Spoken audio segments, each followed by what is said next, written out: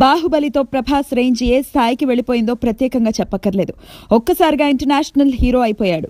బాహుబలి 2 1,500 కోట్ల వసూళ్లు చేసి కనీవిని ఎరగని రికార్డులు సృష్టించడంతో, బాలీవుడ్ లోని ఖాన్ త్రయానికి సాధ్యం కాని అద్భుతాలు సాధించడంతో ప్రభాస్ ఇండియన్ హీరో అయిపోయాడు. అందుకే సాహో సినిమాపై అందరి దృష్టి పడుతోంది.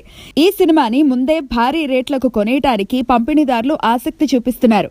బాలీవుడ్ కి చెందిన ఈరోస్ పంపిణీ సంస్థ సాహో సినిమాని సింగిల్ పేమెంట్ తో కొనేయడానికి ముందుకొచ్చినట్టు సమాచారం.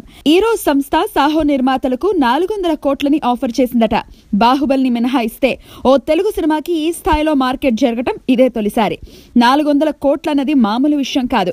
అందుకే మూవీ క్రియేషన్స్ కూడా ఈ డీల్ ఓకే చేయడానికి ఉవ్విళ్లూరుతోందట. సాహోకి ముందు అనుకున్న బడ్జెట్ 150 కోట్లు. ఆ లెక్కన 250 కోట్ల లాభం మూటగట్టుకోవచ్చు. కానీ ఇక్కడ ఓ మెలిక ఉంది. 400 కోట్లు డీల్ ఓకే చెప్పిన నేపథ్యంలో సాహో బడ్జెట్ మరింత పెరిగే అవకాశం ఉంది. పైగా ఒకవేళ ఊహించని విధంగా నష్టాలొస్తే మాత్రం నిర్మాతలు ఈరోస్ కి నష్టపరిహారం చెల్లించాల్సి ఉంటుంది.